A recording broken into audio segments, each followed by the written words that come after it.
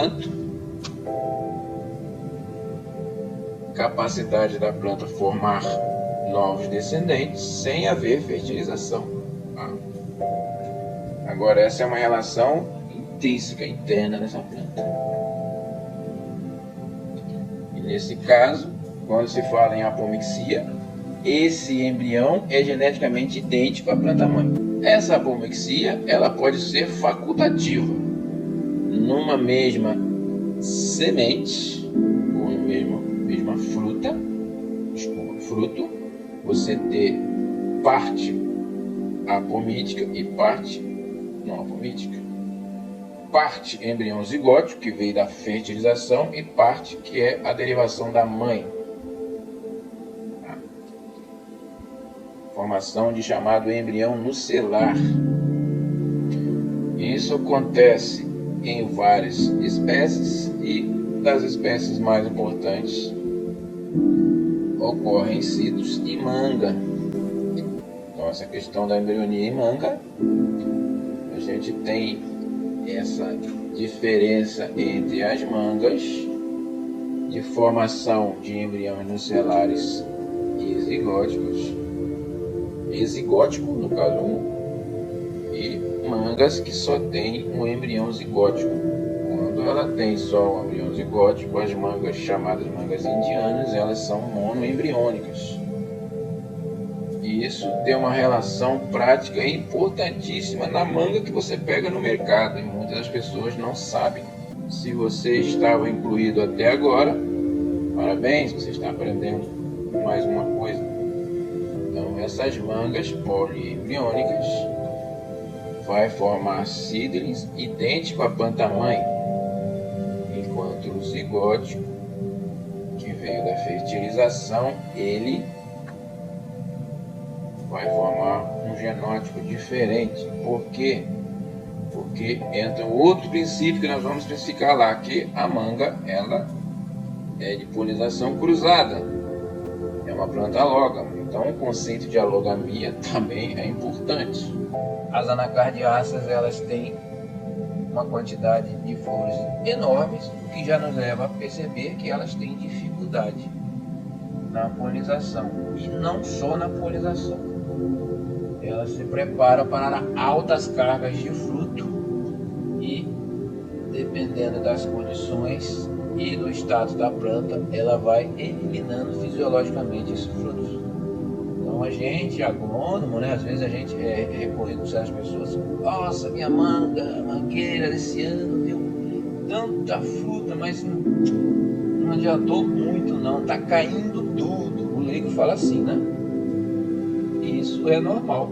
A quantidade de frutos, ela se prepara para produzir heterogênea, e no final ela vai fazendo a morte fisiológica desse fruto em função do andamento aí, do clima, do estado da planta, certo? Então essas plantas, elas produzem panículos, tá?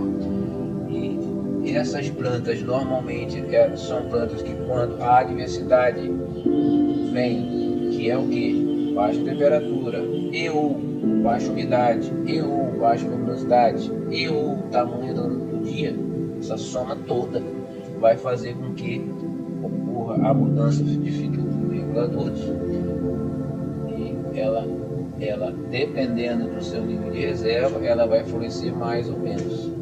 Então, a planta, por exemplo, com pouca reserva, que produziu no ano anterior muito e não criou reserva, após essa florada, logo depois da florada, a colheita do fruto, ela ainda vegeta. Se ela não criou, no próximo ano ela vai dar menos flores, por causa das reservas. Então, existem todas essas questões, né, intrínsecas e extrínsecas. Essas panículas que são formadas, você repare uma quantidade grande de flores que vai ficar um determinado período com flores abrindo, dando chance para pelo menos uma panícula dessa segurar um fruto, que na maioria das vezes se tem uma panícula dessa dando fruto, ou na maioria a panícula dando zero fruto. Eu vou mostrar um exemplo de um vídeo que eu fiz uma sequência desde o início da floração até a colheita do fruto na mão. Tá? Então essa essas plantas anacardiáceas, elas têm a sua biologia floral muito interessante. Elas são plantas hermafroditas, certo? Voltando aos conceitos que nós discutimos cedo. E tem dicogamia também. Tá? Essa dicogamia é protogênica, então a parte feminina é viável antes. Uma flor que ela se comporta como masculina. Olha que interessante, o que era estigma se transformou em antera. Dependendo das condições de clima, ela vai formar mais dessa flor ou mais dessa flor. Né? Isso aí varia dentro do material genético e varia dentro da questão de clima.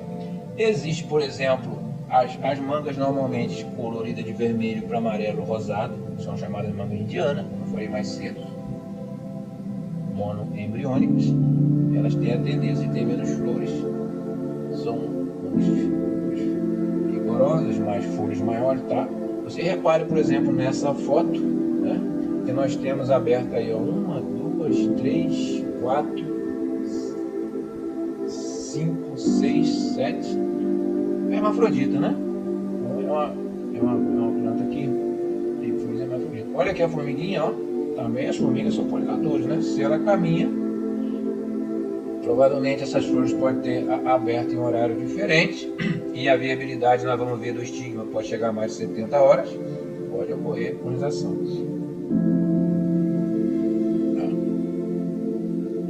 Então, essa variação de flores hermafroditas, como está escrito aí embaixo, pode variar de 2 a 80%. Uma loucura de variação, né? Você pode ter apenas, daquele 1 milhão de flores lá, 2% hermafrodita, que vai dar origem à fruta. Ou você ter até 80% das flores hermafroditas, né? E só 20%. Então, nessas condições, o que a planta está dizendo? As condições de polinização estão boas, a condição de presença de polinizadores são boas, então eu não preciso de tantas flores masculinas. Eu posso fazer o quê? Privilegiar a dispersão, então produzir mais frutos e do semente para a dispersão, né? A natureza trabalha assim, né? Então, isso do ponto de vista de exploração é importante, né? Aquelas mangas que produzem mais frutos hermafroditas é interessante. Se eu dou boas condições à planta e cultivo-a num lugar de clima mais propício, vamos ter maior produtividade, né? É isso que se justifica, ok? Então, especificamente, as flores hermafroditas têm dicogamia protogênica, como eu falei. As flores abrem em torno de 9 a 11 horas. Isso tem a ver muito com o clima e o status da planta também, mas mais com o clima. Ok? Se mais seco, abre mais cedo. Se mais úmido, abre mais tarde, porque a umidade vai perpetuar até mais tarde. Então, é desse jeito. Os estigmas são receptivos até por 72 horas, certo? E as anteras abrem cerca de 27 horas após a antese. Então, a flor abre. Nós temos um exemplo aqui de uma flor 1, de uma flor 2. A flor abre em torno de 9 horas. E no outro dia, às 24 horas depois, né, ela ainda está receptiva, né, vai abrir as anteras. Esse grão de pólen, na sua maior quantidade, vai polinizar a outra flor, que pode ser na mesma planta ou em outra planta ao lado ou próxima, no momento que ela está mais receptiva. Olha o que a natureza faz. Ela faz com que coincide o momento que tenha mais pólen sendo liberado junto com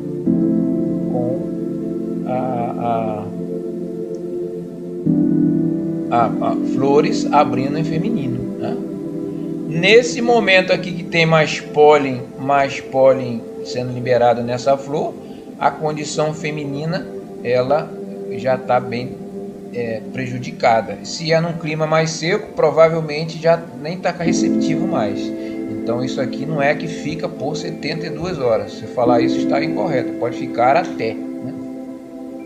A natureza faz isso porque se as condições forem boas, ela tanto aumenta a polinização, como ela não precisa de diversificação, ela privilegia a autogamia.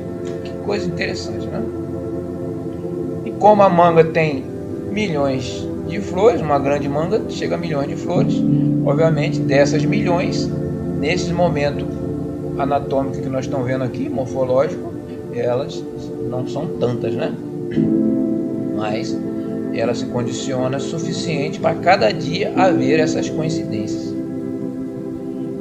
certo? Então ela privilegia a polinização dependendo da situação, ou pode ocorrer a configuração dependendo da condição.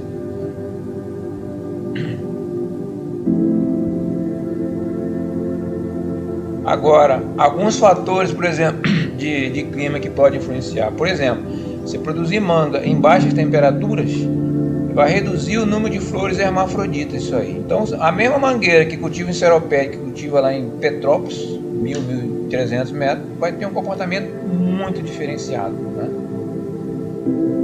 Sobretudo se a manga é de mais tropicais, porque nós temos a origem das mangas é muito grande, vai desde a Índia até as Filipinas. Se vocês olharem no mapa aí, é um mundo, né? Então nós temos uma diversidade muito grande de manga, sobretudo o comportamento frente à temperatura. Temperaturas abaixo de 16 graus e acima de 34 graus inibe a germinação do tubo polínico. Quando essas temperaturas, no caso de manga, está abaixo de 16 e acima de 34, a inibição do polínico.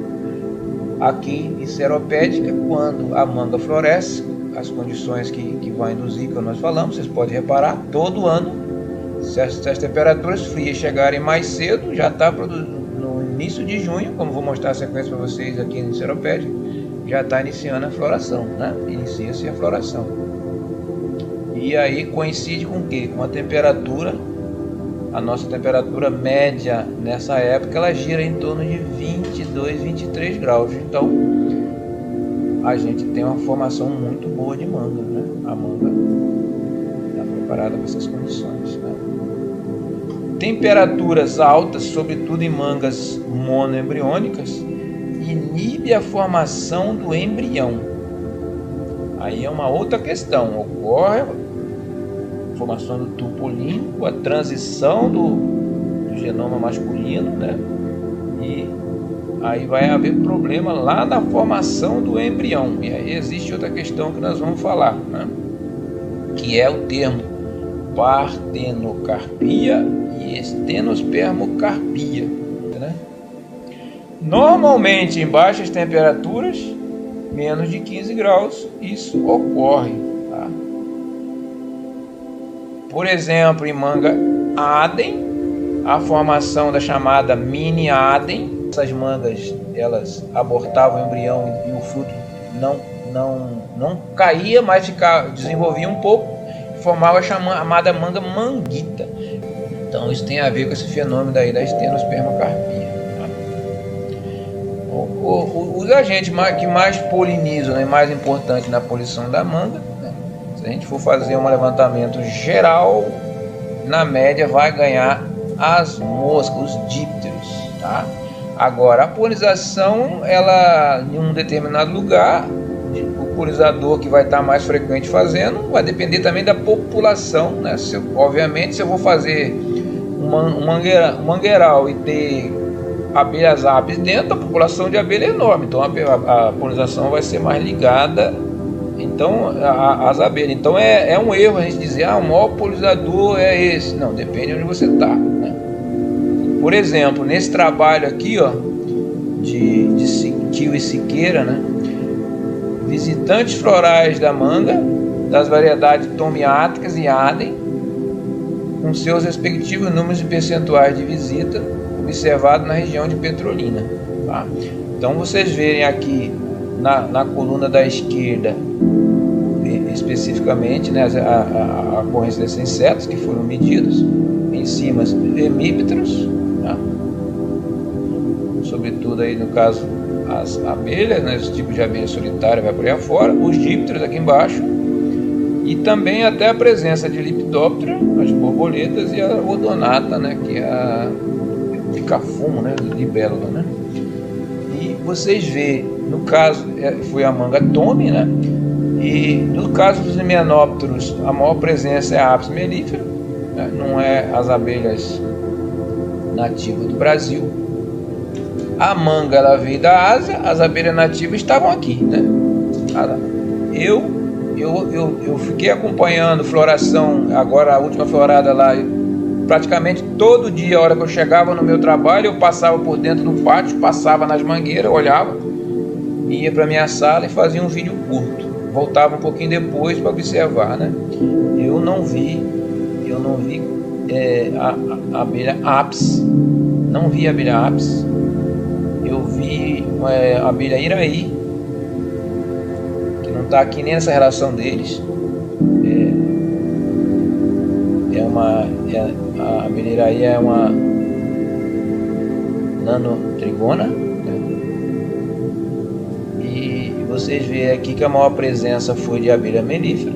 Na média, os dípteros foram em torno de 480 visitas, para resumir, os hemípteros, e os dípteros 349 naquela situação, tá?